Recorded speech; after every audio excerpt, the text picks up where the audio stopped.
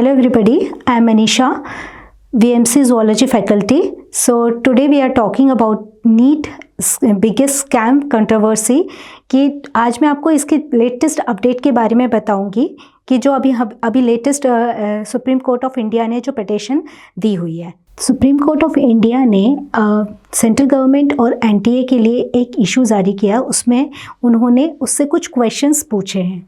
जैसे उन्होंने ये बताया है, सुप्रीम कोर्ट ने अभी लेटेस्ट उसमें ये बताया है कि ये मानते हैं कि इस चीज़ में एनटीए के जो लेटेस्ट अभी स्कैम चल रहा है उसमें कुछ चीज़ें हमारे जो एग्ज़ाम से रिलेटेड इसकी पवित्रता को टच किया है। बट इसमें उन्होंने ये भी कहा है कि हम इस पे पूरे केस को ठीक से रिवाइज़ करेंगे, बट हम इसमें ये भी पता लगाएंगे कि इसमें क्या क्या रीज़न्स थे। तो उसके लिए कुछ क्वेश्चंस उनको दिए गए हैं एनटीए के लिए, जिसको उसके लिए 11 जुलाई तक उसके लिए आंसर्स उसको वापस नेक्स्ट हियरिंग में बताने हैं। सेकेंडली इन्होंने ये भी बोला है कि जो नेक्स्ट हियरिंग होगी वो 11 जुलाई को होगी। और थर्ड सबसे इम्पॉर्टेंट इन्फॉर्मेशन इन्होंने ये दी है कि जो अभी काउंसलिंग की बात चल रही थी, तो सुप्रीम कोर्ट ने ये कहा है कि जो काउंसलिंग कह रही है एनटीए जो जिस डेट पे शेड्यूल करेगी उसी डेट पे काउंसलिंग होगी, मतलब काउंसलिंग पे कोई भी स्टे नहीं लगा है। सो इस बेसिस पे उन्होंने ये तीन चीज़ अभी ट्यूसडे को एक्सप्लेन की थी, उन्होंने उसको जारी की थी। बट इसी बीच क्या हुआ, एनटीए ने अपना एक नया कुछ डिक्लेरेशन इशू किया है आज, जिसमें उन्होंने जो जो क्वेश्चंस सुप्रीम कोर्ट और जो जो क्वेश्चंस हमारे थे उसके लिए उन्होंने उस पर आंसर्स या उस पर कुछ रिस्पॉन्स किए हैं, जो कि आज ही यहाँ पर वो है जिसके बारे में आज हम डिस्कस करेंगे यहाँ पर। तो फर्स्ट ऑफ ऑल यहाँ पर हम देखेंगे कि ये सारा क्वेश्चंस हैं जो हमारे क्वेश्चंस थे, जो हमारी पूरी पब्लिक पूरी स्टूडेंट्स के क्वेश्चंस थे, और उसके रिस्पांस में एनटीए ने क्या क्या रिस्पांस दिया हुआ है। तो देखेंगे अब हम इसमें कुछ क्वेश्चन। तो इनिशियल क्वेश्चंस कुछ टोटल 37 क्वेश्चंस के इन्होंने आंसर्स दिए हैं। उनमें से कुछ इनिशियल क्वेश्चंस तो जनरल क्वेश्चन, बेसिक क्वेश्चन है कि एनटीए क्या होता है, और दूसरा एनटीए क्या चीज़ है। फर्स्ट क्वेश्चन तो इनका ये है। तो एनटीए क्या है, तो इसके बारे में अगर हम बात करें तो इसमें अगर आप देखोगे तो एनटीए इन्होंने सीधे सीधे इनडायरेक्टली ये बोल दिया है कि this is the approval of ministry of health and family welfare, और दूसरी चीज़ मिनिस्ट्री ऑफ एजुकेशन। सो उन्होंने इस चीज़ को इन लोगों के ऊपर रखा है कि ये कंडक्ट कराती है नीट का एग्ज़ाम। ठीक है, फर्स्ट क्वेश्चन उन्होंने ये किया जो कि सम बेसिक क्वेश्चंस हैं। सेकंड क्वेश्चन है कि what is the mandate of the NTA conduct of the national eligibility. तो उसमें ये सारी चीज़ें इन लोगों ने ये बताई है कि यहाँ पर क्या क्या होता है। ठीक है, कि ये अंडर ग्रेजुएट मेडिकल एग्ज़ाम है, जो बेसिक क्वेश्चंस है। सो ये सारी चीज़ इसमें कौन कौन से कोर्सेज अवेलेबल हैं, ये सारी चीज़ इसमें आ जाएंगी। ठीक है, नेक्स्ट उन्होंने थर्ड क्वेश्चन में ये बताया कि when was the NEET 24 conducted and result of the same. तो उन्होंने ये सीधे सीधे बता दिया कि इस डेट को ये एग्ज़ाम हुआ था और इस टाइम को हुआ था। ठीक है, नेक्स्ट उन्होंने ये बताया कि what is the languages, all basic questions are there, all basic questions. ठीक है, सो ये इन्होंने इतनी चीज़ें हमें यहाँ पर एक्सप्लेन की। So all these are basic questions, जैसे कि what are the how many cities was the NEET conducted. ठीक है, next is the organisation utilise the score of the, कौन कौन सी जगह पे आप एडमिशन्स ले सकते हैं।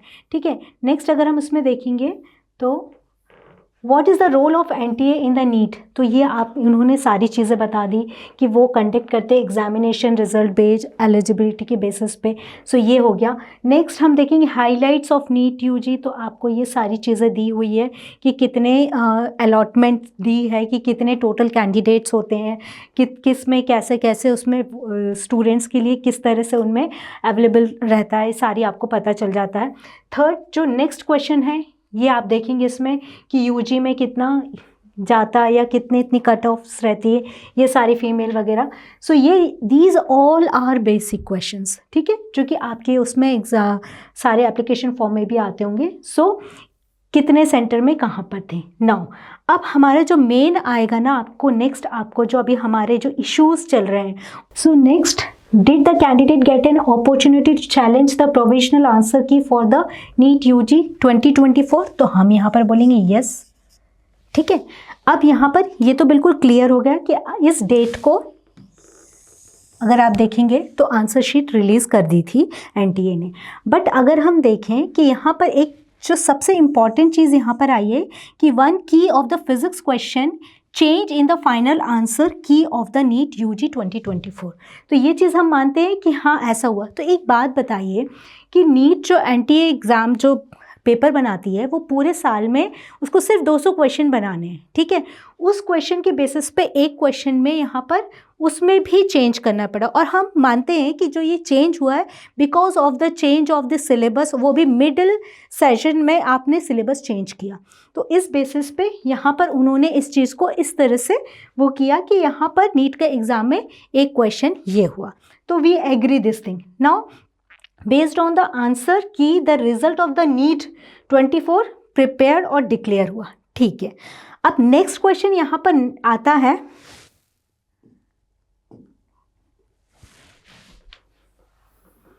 कि did the candidate get any opportunity to view their OMR answer sheet. हाँ, हमारे मेल में आ गई थी ये चीज़। तो हमारे इस में हमने ये चेक देखा था कि ये जो चीज़ थी वो यहाँ पर आपको इस डेट पे रिलीज़ कर दी थी और हमारे स्टूडेंट्स के मेल में आ चुकी थी। नाउ क्वेश्चन नंबर 16, यहाँ से ही सारी चीज़ें ख़राब हुई हैं। इट मीन्स व्हाट बेटा कि यहाँ से अगर हम देखें 16th क्वेश्चन जो आप देख रहे हो, तो इसमें जो इम्पॉर्टेंट चीज़ आई है आपके पास,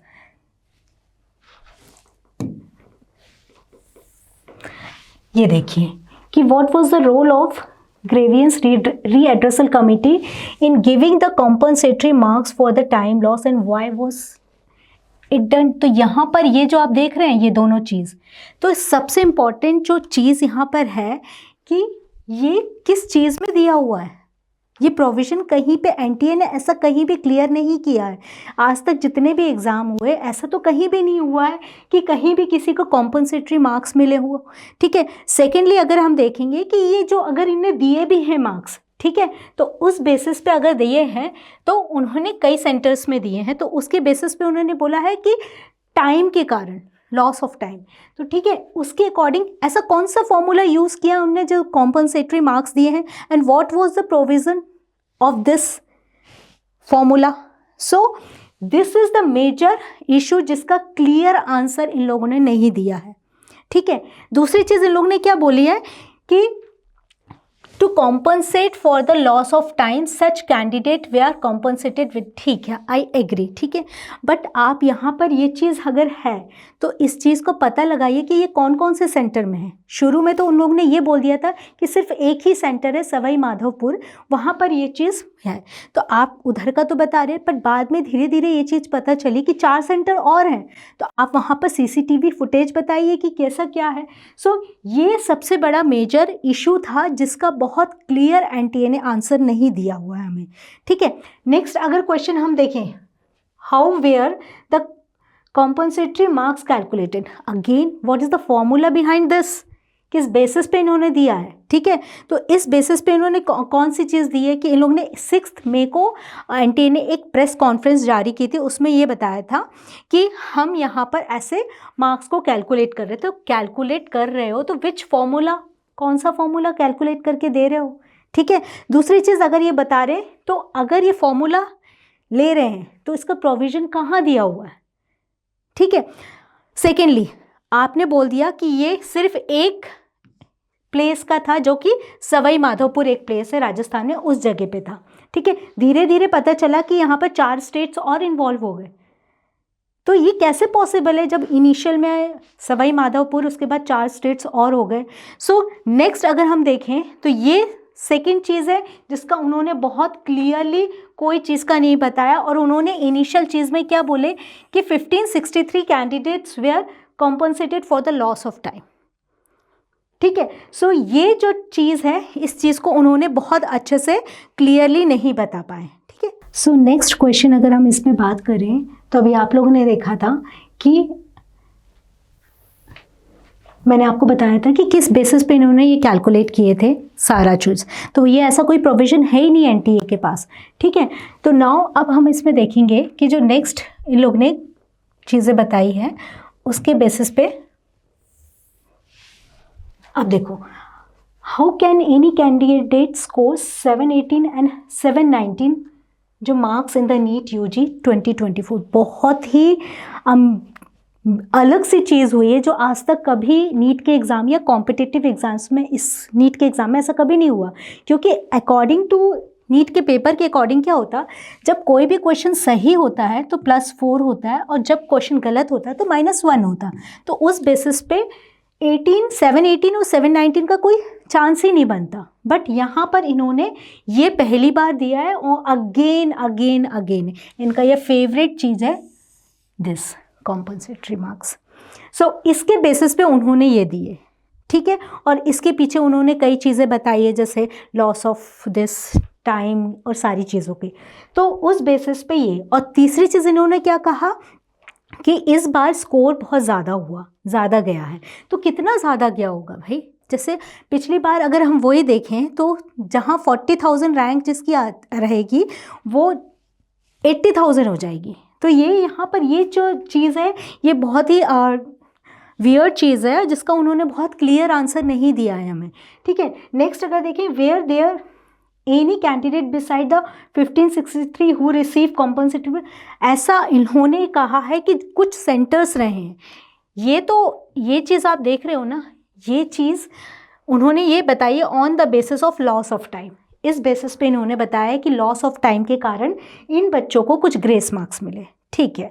बट यहाँ पर जो ग्रेस मार्क्स मिलके 720 मार्क्स भी हुए हैं बच्चों के, सो वो किस बेसिस पे हुए उसका भी कोई अभी पता नहीं है हम लोगों को। सो ये हो जाएगा, यहाँ पर ये रीज़न हो गया।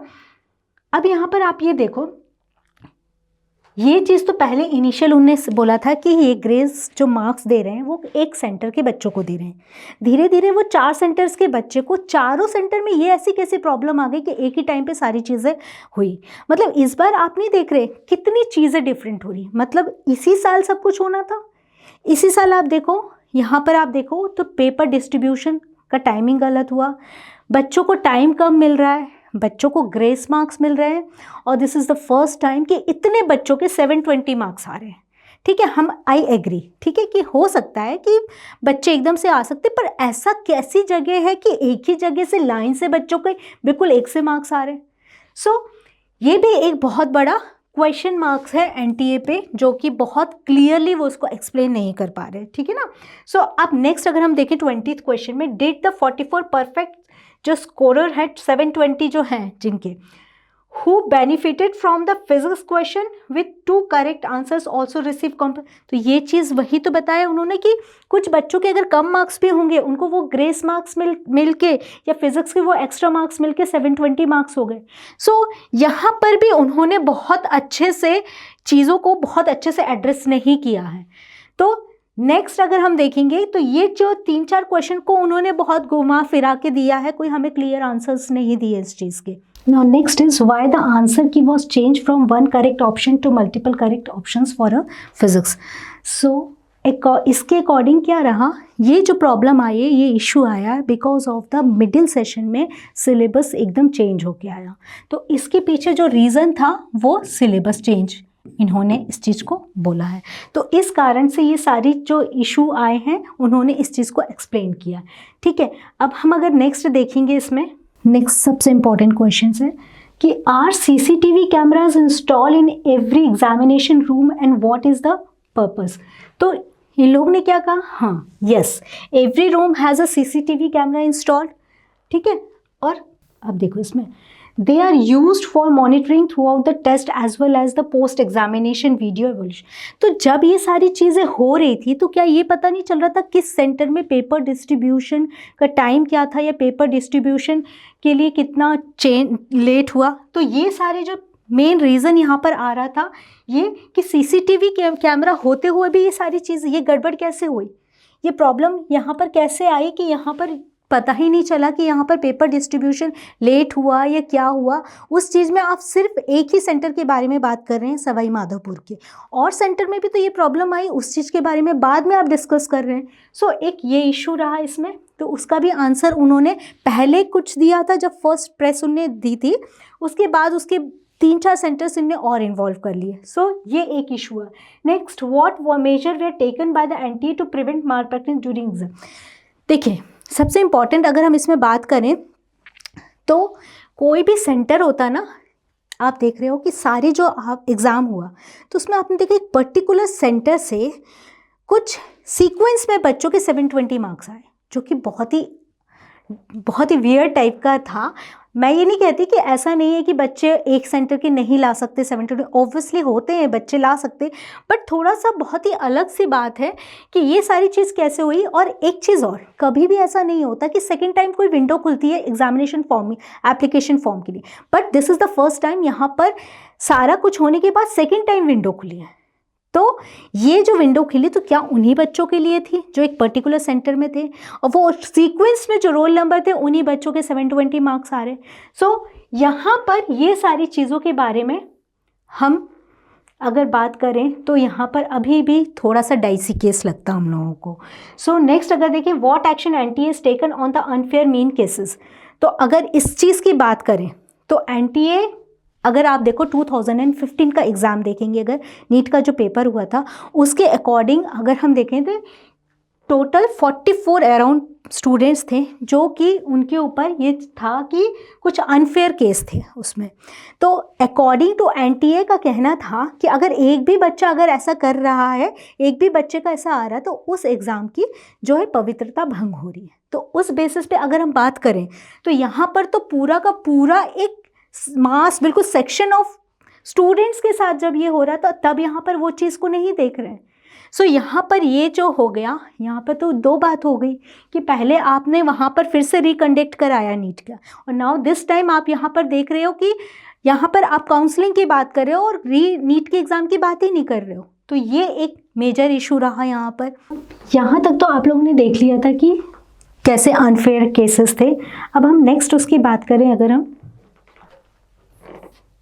तो नेक्स्ट क्वेश्चन जो हमारा है, what are the criteria for inter se merit of candidate. ठीक है, तो यहाँ पर सबसे इंपॉर्टेंट चीज़ आपको, एक चीज़ मैं आपको बताऊंगी ज़्यादा इसमें, कि यहाँ पर आप देख रहे हो 25th क्वेश्चन में जो ये एप्लीकेशन जो है, यहाँ पर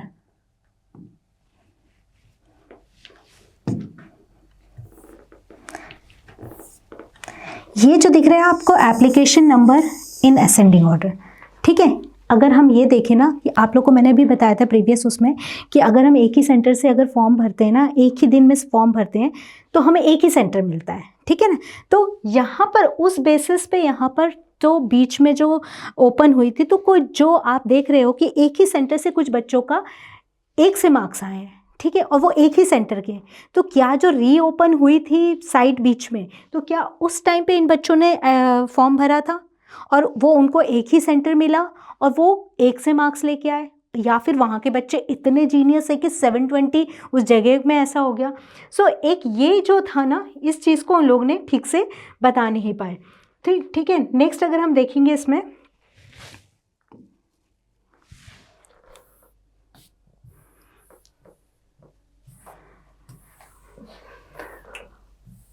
what happen at the centre of Sawai Madhopur. ठीक है, उसके अकॉर्डिंग अगर देखें, अगेन हम इसको पहले भी डिस्कस कर चुके हैं कि ये एक पहला सेंटर उन्होंने बताया था जहाँ पर जो भी प्रॉब्लम हुई थी, यही वो सेंटर था जहाँ पर सारी चीज़ें की लेट हुआ एंड ये चीज़ को सीसीटीवी फुटेज के कवर नहीं कर रहा है। ठीक है, नेक्स्ट अगर हम देखें तो यहाँ पर आप ये देख रहे हो कि इतने मतलब बच्चों को इतना लेट कैसे मिला पेपर, और फिर उस हिसाब से बच्चों को इतने बच्चों के लिए कितना हरासमेंट हुआ है कि उनको इतनी देर तक वहाँ पर बैठना पड़ा, और उससे क्या होता, उस बच्चों के वैसे भी एग्ज़ाम के टाइम में कितनी पैनिक कंडीशन होती। तो ये सारी चीज़ों को उन्होंने ठीक से क्लियर नहीं करा बता पाए। अब नेक्स्ट अगर हम देखें, have there been install of paper solver gang who have, ये चीज़ का बड़ा वो रहा है जिसमें ऑलरेडी यहाँ पर एक एफआरआई बिहार में आपने देखा था, और गोधरा में एफआरआई 4 मई को पहले ही वहाँ पर एक एफआरआई की पेपर लीक होने की हुई है, बट एनटीए सीधे सीधे डिनाई कर रहा है। अगर एनटीए डिनाई कर रहा है तो वहाँ पर जो पेपर अगर लीक हुआ है, और ये वाले पेपर को अगर हम टैली करें तो इसमें हार्डली 10 मिनट लगते हैं, तो उस चीज़ को भी इन्होंने अभी यहाँ पर क्लियरली इस चीज़ के बारे में नहीं बताया है। तो नेक्स्ट अगर आप देख रहे हो, why was the NEET UG 24 declared on 4 June. देखो सबसे इम्पॉर्टेंट चीज़ यहाँ पर कि इनका कभी भी कोई ऐसा इन लोगों ने पहले कभी कुछ नहीं बताया था कि हम 14 जून को रिजल्ट निकालेंगे, ऐसा इनने फर्स्ट टाइम मेंशन किया था। ठीक है, चलो ठीक है, कोई बात नहीं। अब यहाँ पर मेंशन करने के बाद आप क्या कर रहे हो कि आपने ये रिजल्ट सीधे किस दिन निकाल दिया, जिस दिन आप देखो इस चीज़ में आप देख रहे हो कि 14 जून को इनने पहले अनाउंस किया था कि हम रिज़ल्ट डिक्लेयर करेंगे। अब इन लोगों ने रिज़ल्ट इसके 10 दिन पहले ही निकाल दिया, और निकाला भी किस दिन, जिस दिन लोकसभा चुनाव के रिजल्ट आ रहे थे। तो उसकी आड़ में इन लोगों ने दिस रिजल्ट निकाला कि इससे क्या होगा कि चीज़ें को बहुत हाईलाइट नहीं हो पाएंगे। सो इस बेसिस पर भी इनका ये समझ नहीं आया कि पहली बात तो ये चीज़ कभी होती ही नहीं कि आप ऐसा इन्फॉर्मेशन बुलेटिन निकाल रहे हो कि हम इस डेट को रिजल्ट निकालेंगे या इस डेट को होगा, और वहाँ पर वो ये आंसर दे रहे हैं कि हमारा सारा चीज़ हो गया था, इसलिए हमने उस दिन यहाँ पर ये रिजल्ट को डिक्लेयर कर दिया। ठीक है, अब देखेंगे 34th वाला जो क्वेश्चन कि how does the NTA address the issue of candidates for rising their this score card. तो अगेन हमने देखा था कि यहाँ पर उन्होंने OMR शिफ्ट और किसी बहुत से, मैंने आपको ऑलरेडी बताया कि कुछ बच्चों की OMR शिफ्ट जो थी थोड़ी कटी फटी आ गई थी। तो मतलब ये कैसे पॉसिबल है, मतलब ये एग्ज़ाम में ऐसे OMR सीट के साथ कैसे किसी ने कुछ छेड़खानी की, इसलिए ये चीज़ हुई है। ठीक है, तो ये चीज़ भी प्रॉब्लम बहुत बड़ा इशू रहा है। अब अगर हम नेक्स्ट बात करें कि what is the NTA response to the viral video allegation, ये सारी चीज़ें, स्कोरिंग रेसिपिएंट, तो अगेन यहाँ पर भी उनका कोई भी चीज़ का क्लियर आंसर नहीं है। ठीक है, नेक्स्ट अगर हम देखें कि is it true that another committee has been form to look into the cases of compulsory marks, तो यहाँ इन्होंने कहा हाँ, एक हाई पावर कमिटी इन्होंने फॉर्म की है, बट ये जो है वो भी सिर्फ इतने स्टूडेंट्स के लिए। अभी हमें श्योर नहीं है क्या इनसे आगे पीछे बच्चे भी हैं जिनको कि यहाँ पर एक्स्ट्रा मार्क्स मिले हैं या इनको ये स्पेशल मार्क्स दिए, कॉम्पल्सेटरी मार्क्स दिए हैं, तो ये अभी हमें क्लियर नहीं दिया है। ठीक है, अब अगर हम नेक्स्ट बात करें यहाँ पर, तो लास्ट में अगर हम